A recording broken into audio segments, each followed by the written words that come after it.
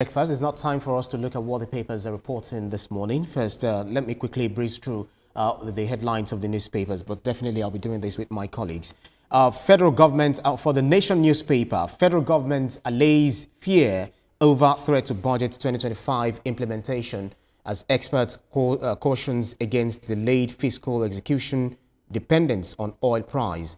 The next paper, This Nigeria, has it that electricity, federal government must address this crisis. Nigerians tell Tinubu we need to learn how South Africa is able to generate and distribute about 58,095 megawatts, how Ghana has moved beyond general darkness within 2 decades. And Nigerian News Direct is also reporting on the same, saying that the federal government meets Gencos to clear 4 trillion naira debt, avert power sector collapse, as Gencos raised the alarm over liquidity crisis. And the Punch newspaper has it differently, saying that, or talking about Rivers emergency rule, that National Assembly counters PDP governor's suit, demands 1 billion naira. And the National Assembly asks Supreme Court to dismiss opposition governor's lawsuit as Apex Court set for hearing.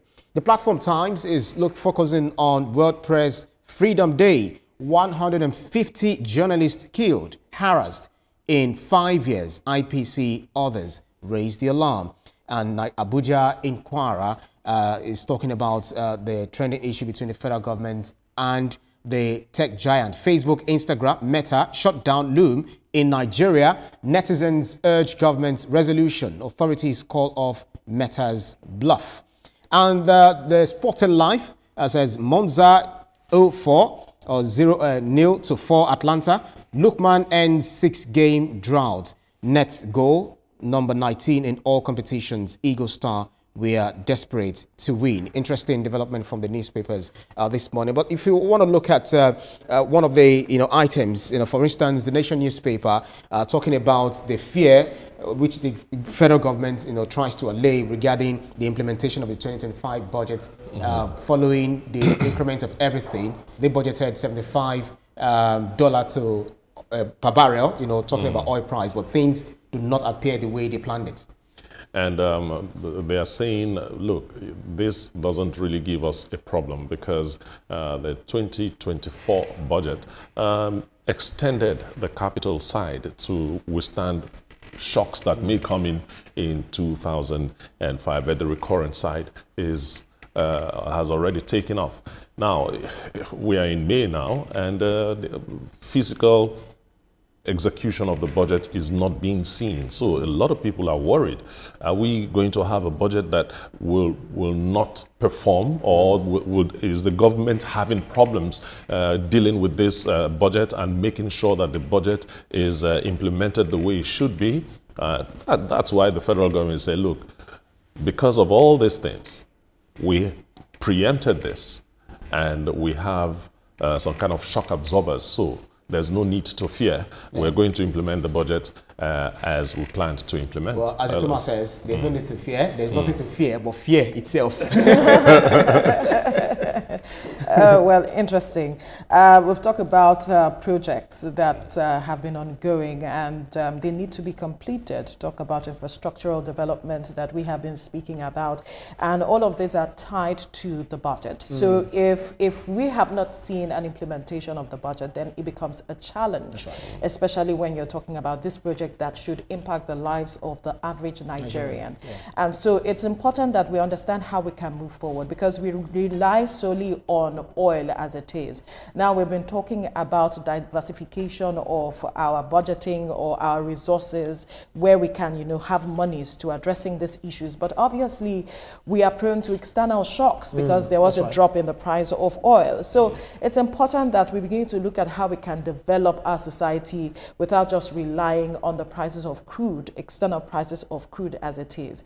And if we are not able to do that, then on the long run, it will have its impact on our development as a country. Most definitely, Rhea. You know, for me, I feel like it's a step in the right direction because, of course, citizens are concerned. I am concerned, like, what is happening? Why has it not been out yet? But I'm also happy that they've come out to say that, you know, there's no cause for alarm. You know, you need to trust us. They made a statement which said, trust the economy and trust us. So at this point, we just need to keep our fingers crossed and hope that, you know, whatever they do and when they bring the budget out, it will be good for not just them, but Nigerians as well. So we just have to trust them at this point, and we hope that the right thing happens. I think you're a very different breed, you know, trusting the government, trusting the process. Well, we have to trust at the end of the day. We just have to keep our fingers crossed and trust and see how it pans out. Right, this Nigeria is next. If you look at this Nigeria as well as Nigeria News Direct, they unite, you know, with this headline talking about electricity. Federal government must address this crisis. You know, Nigerians tell the president, Bola Ahmed Tinubu, and they're saying that we should look at South Africa, which is generating, you know, well over 58,000 megawatts, but we're still doing poultry, you know, less than 6,000 megawatts or 5,000. Look at the comparison to me, the comparison is unfair. The population of South Africa is less than 50 million. We are talking about 240 million or above here in Nigeria. The terrain of South Africa is also different, even the weather. So South Africa can explore nuclear for power generation. I don't think Nigeria can because of our weather. I'm not too sure of that. But where you need so much cooling for nuclear rods to generate electricity, how does it work in a country that has a kind of temperature that Nigeria has? On the other side, I think we are not as a country, we are not exploring enough technology on power generation. We are just doing thermal and hydro. That's right. You know, what about coal? We have coal in Enugu. You know, what about there are several other ways we can do that. So maybe Nigeria should look at the power sector again and diversify our sources of generating power. Veronica, we are still owing as high as 4 trillion naira debts, you know, which the government is looking to avert. Otherwise, there will be collapse.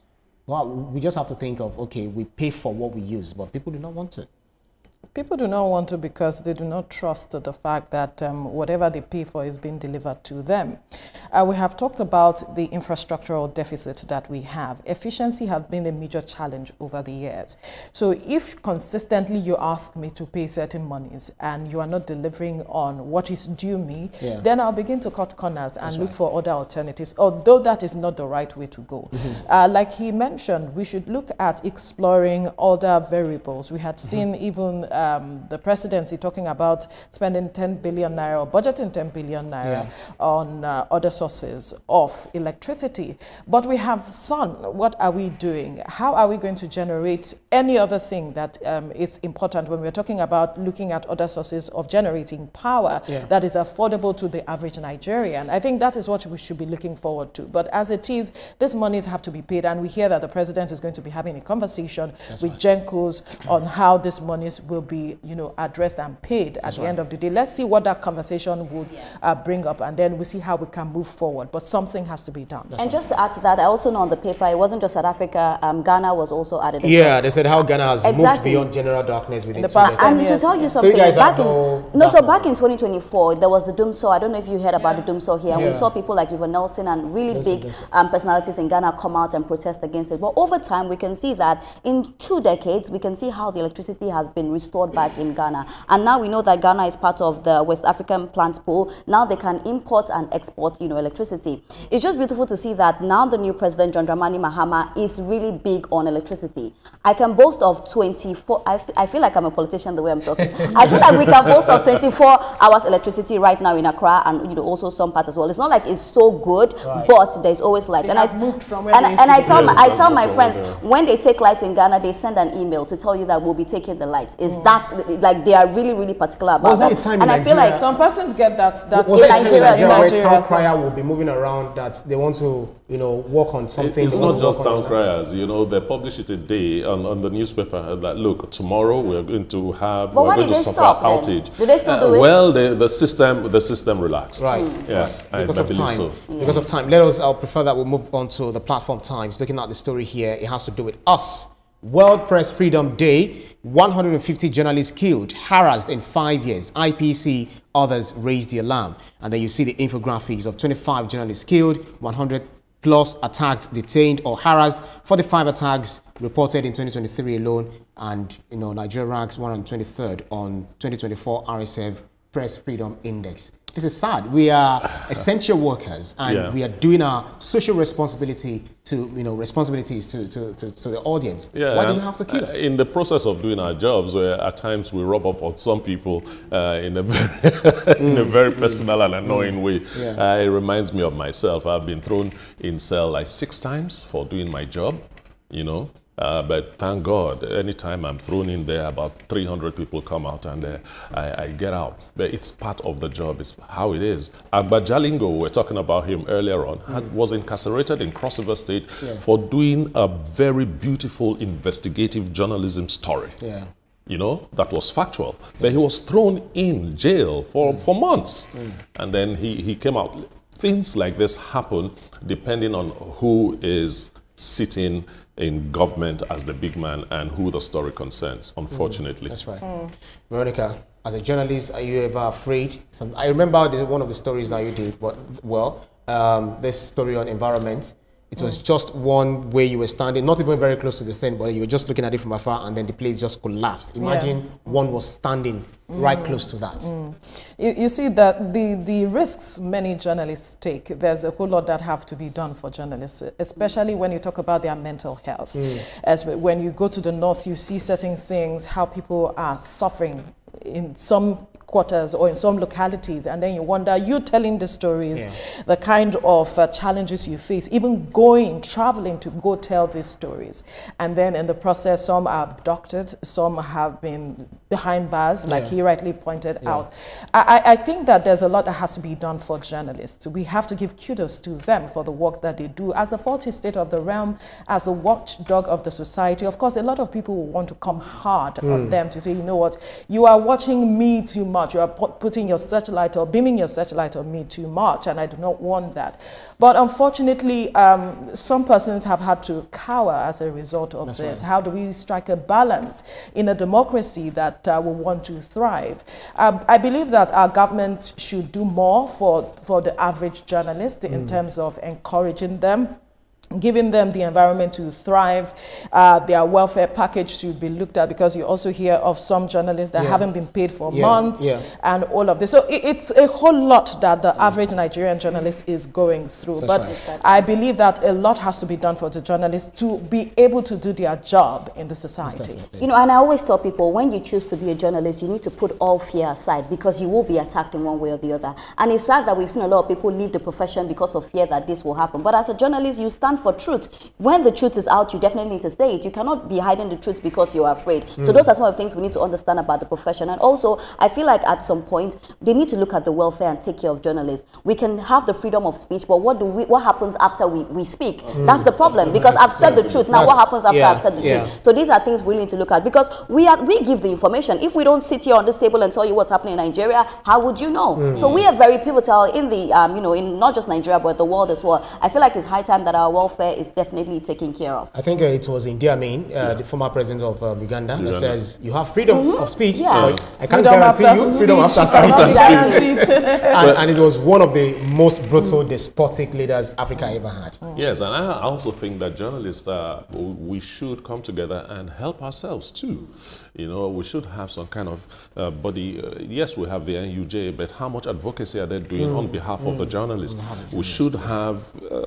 We should be more serious about protecting the rights of journalists and, trying to enforce the, should I say, the privilege of doing the job the right way. And if you go, because people don't like the truth, so whenever you speak the truth, they always try to sideline you. Oh, yes. And if you go outside on the international scene, even Trump is trying to stifle, clamp down on media houses that are not, for him, for his policies. And if you go to Israeli-Gaza war, you see more than 200 journalists, apart from the women and children that have been killed. Shireen Abu Akleh mentioned them, being killed, and journalists being banned from the war scene so that they won't report what is going on there. So it's so sad. Some organizations have been banned from even coming into the White House to report. Can imagine.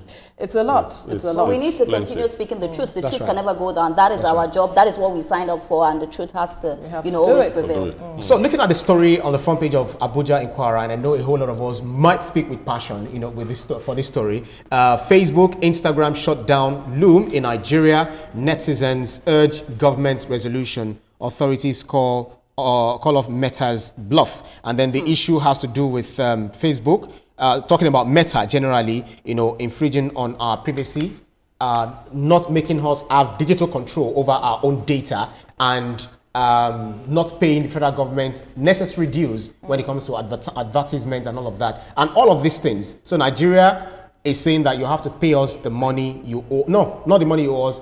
They won a case against them, so you have to pay the fine. But Meta is saying, come on, we'll pack our load and go. Should they? Meta will definitely do what we call the initial gra-gra. it will always be there. But if you want to do business in a country, you have to go according to their laws. You can't say because you're a business giant, a multinational, there are some laws that you're above. Nobody is above the law of any country in the world. So if you are owing Nigeria 23-something million US dollars, please pay up. That's pocket change to Meta. Yes. So I don't see why Meta should $220 million. 220 million. Sorry. Okay. I don't see why it's pocket change, my dear, for them. So why are they grandstanding when it has to do? You've broken our laws. It's gone to court. Nigeria has won the case. I mean, do the right thing. Veronica, it's a global pattern where the tech giants has actually faced scrutiny over privacy, keeping people's data, breaching people's data. European Union had fined them $1.3 billion. 1.3 billion euros, $5 billion by the United States. Nigeria's 220 million. You understand? So it is not new. This is something that's obtained globally. So if you are infringing on people's rights, you have to pay. Yeah. Of course, you have to pay, but they'll look at what do they have to lose. They'll weigh their options. They are in business to make profit. We should understand that. And if you're saying that they are breaching certain rights and they feel that, no, what you are demanding of us is not feasible, because that's what they are saying. Every demand that government is making of them, they say it's not feasible. So I feel that they and government can have a conversation to know how to move forward, because many businesses are hinged on this platform. Talk about those who are making money off social media, how people connect on social media, and so many things happening. Small businesses, a lot of people have made gains as a result of these platforms. Talk about Facebook and all of it. So I think we need to also weigh the impact on the lives of the average Nigerian, and also see what we can bring to the table if we can negotiate. And if they are insisting they are not going to pay any amount, then we now decide, okay, do we want them to go or do we want them to stay? But I'm going to make a very harsh statement on this. You've been asked to pay a fine, and they need to cut off their bluff at this point, because Nigeria won the case, if I'm correct, and this is what you were supposed to do. My only fear is for the digital economy if they really go, because it's going to affect a lot of people. But at the end of the day, we are Nigerians. We always figure it out. If you would not follow the term, you will not do what you're supposed to do, and then you now want to use gra-gra to face us, we'll come up with another thing. At the end of the day, it's dependent on what you call gra-gra. Because I don't understand why immediately they'll say they want to leave. As a country, you have to weigh your options. Yes, you won the case, but there are matters that are won in the court, and you still go out to settle. But my problem with Veronica is why they are also looking at the digital economy that you actually exactly, and that's what I said. It's very pivotal. But also, we are looking at diversifying our economy and also hinging it on digital economy. Then we need to weigh our options. But also, we need to also teach people lessons. They cannot threaten us, because now it's like they're trying to say that, okay, you guys need us, so we're going. When you taught them the lesson, what happened? How many people have you taught lessons? I think Meta needs us more. They should have a conversation. Exactly. They need to have a conversation about it. We had this forth and back with Twitter, back in the day. What happened at the end of the day? Deleted former President Muhammadu Buhari's tweet, and they had to come to a round table and say, this is what we need you to do. That's what I said at the beginning. So, let's have a conversation. They didn't threaten us. They did not threaten us. Okay. At the end of the day, this thing goes down to business. How much money are they making off Nigeria? How much profit? How good is their business in Nigeria? Are they going to throw that away?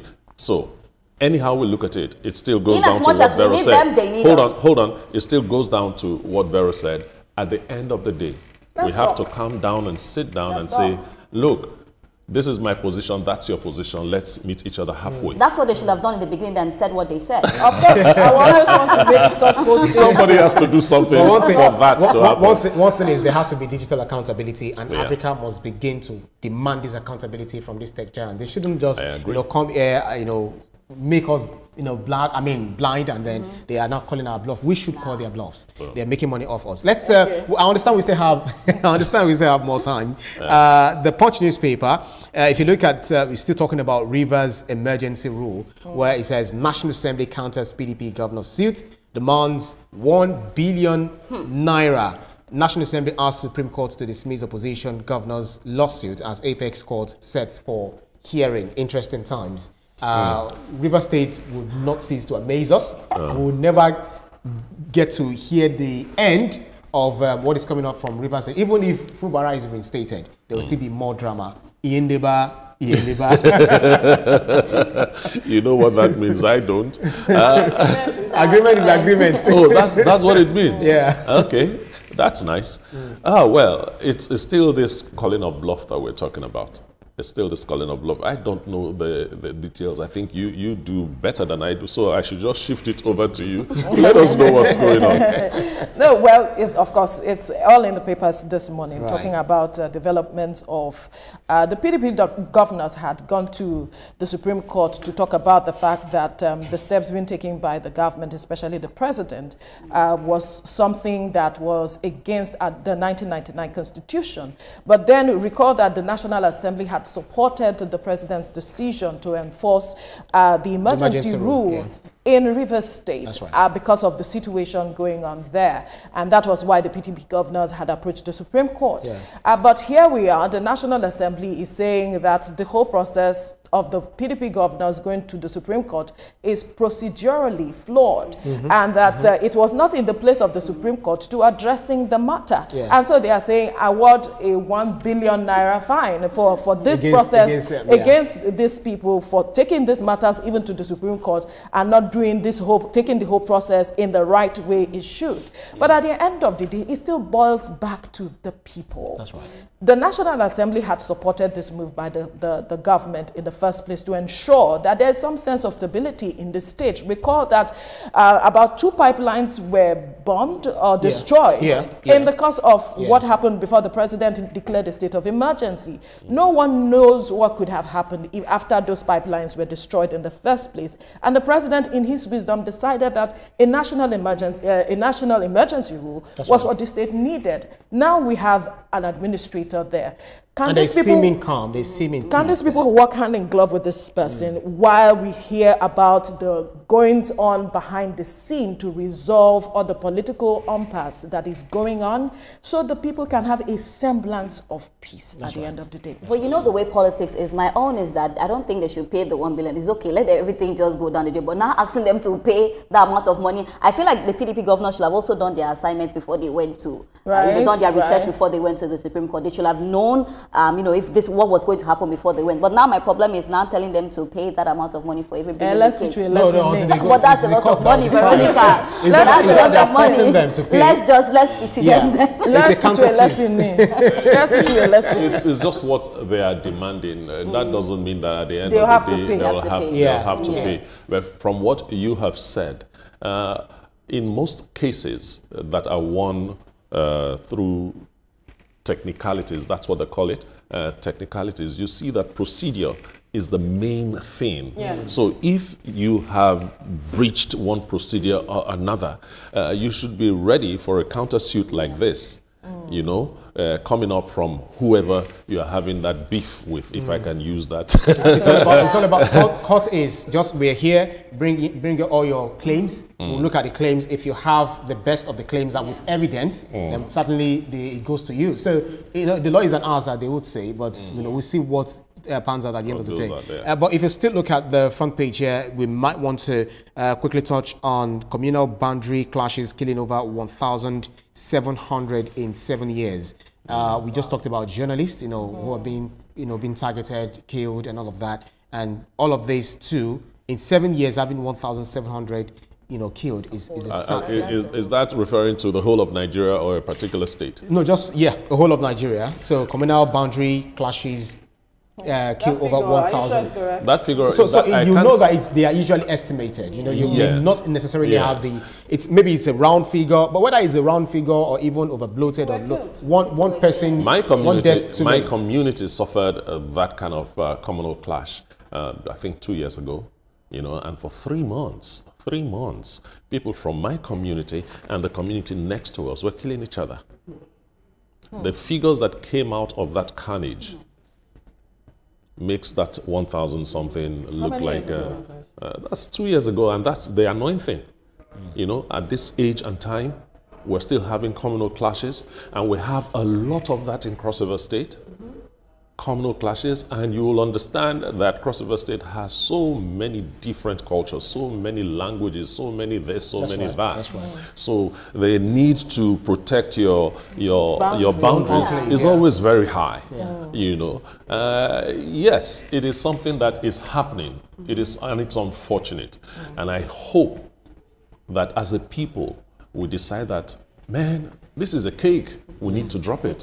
There's something called negotiations now. Whether it's one or two, once someone dies, and the lives of people that really matter. So it's really sad to see that we are still experiencing this, and this is not even the number. Actually, it's quite more than this. It's much more than that. So they say Naira printing cost skyrocketed by 306%. So we have countries that go outside of their shores to print their currency, and then they use money to buy money. They use money to pay for this. So when you're now printing at a very high cost, looking at the value of the currency that you're printing, what is the need for us? Some people never understand this matter of printing money and why it is so expensive to print money and all of that. But the government understands the dynamics behind all of this, but how it affects the value of that currency is also another matter. No problems at all. That's all that we have for you on the front pages of the newspapers this morning. We hope we've done our best for this review. Do stay with us on TVC Breakfast. Coming up, TVC News